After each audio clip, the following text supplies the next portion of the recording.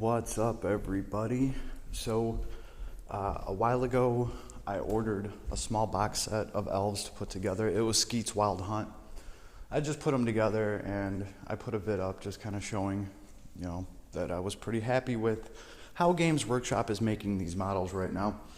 But I completely forgot that I ordered another box as well because it was priced low. It looked like another one of these little kill team things, and it does say Age of Sigmar, so there's Age of Sigmar rules for it. But with the last box that I got, I was more happy for the models than I was for the rules.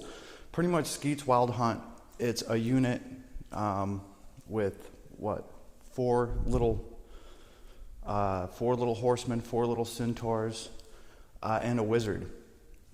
And the wizard has 2 wounds, everybody else has 1 wound. It's a pretty weak little unit, but the wizard can throw out a buff that makes it easier for one of your other units to wound. So instead of wounding on a 4-up, they'll be wounding on a 3-up. So he has like this buff mechanic built in. I was like, that's cool, right? Especially if I'm going to take a unit of just like fodder, right? A big unit, if you can have a unit of 10 or 20, and then you put that buff on them, right? And then after they get hit, whatever they have to retaliate with, at least it'll be easier for them to wound. A lot of the things in the Sylvaneth army, they don't have a hard time wounding because they're big-ass monstrous tree creatures already, right? So I was like, that's cool, and I might never use them. At least I have the models and they look cool. And then that's what kind of got me worried. I was like, oh man, what if I pretty much just ordered the same thing and I'm just kind of trading out buffs? And I thought about it and I was like, you know what?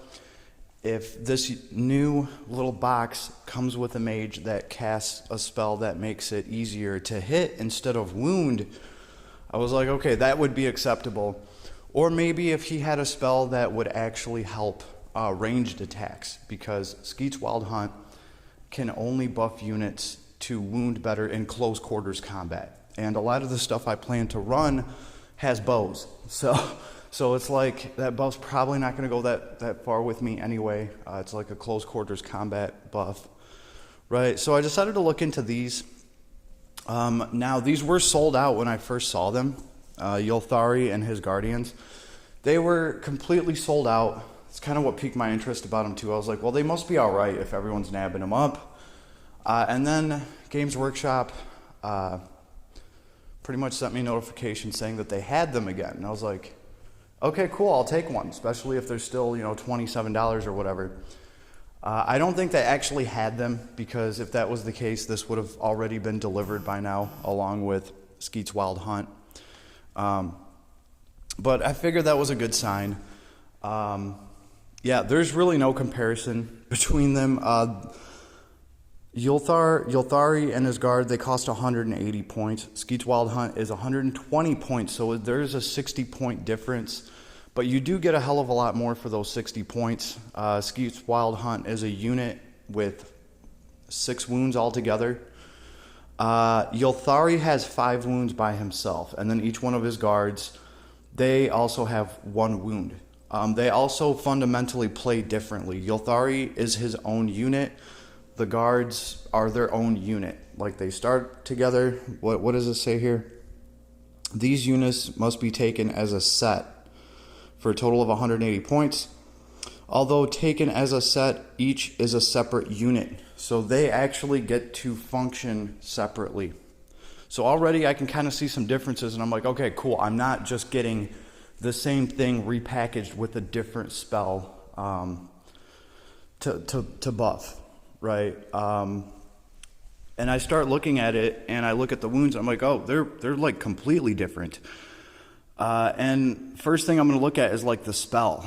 How did the spell change? Because obviously Ylthari is a mage, and he can cast 1 spell, just like Skeath, right?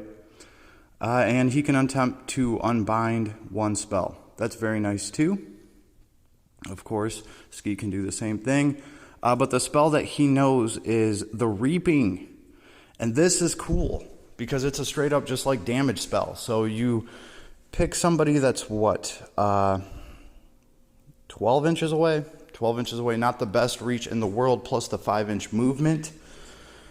And you roll 6d6. So every 5 or 6 that you get is going to be a mortal wound. That's pretty awesome, because on average that's going to be 2 mortal wounds that this guy instantly does to something that's 12 inches away from him.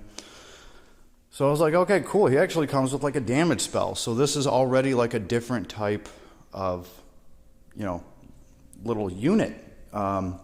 This one's casting out damage, right? And then I started looking at his damage profile, like with the weapons that he has for melee combat. He has his staff, and he has some kind of little spirit that gets 4 attacks altogether. The spirit, half of its attacks, or one of its attacks, has rend 1, so it's got some armor piercing. Ylthari's staff has rend 1, and it does D3 damage. So that's pretty cool. Like right there, there's a way better melee profile. And then I look at the Guardians. One of them has a bow, one of them has the greatsword, and one of them has, you know, the glaive. The bow is 2 shots instead of 1. So this bow has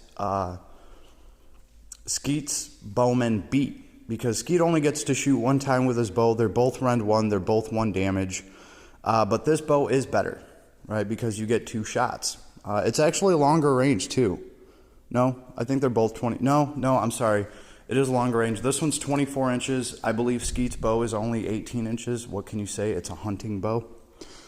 Right, and then his Guardians here, they get the attack profiles for their weapons, which are way better than Skeath's weapons.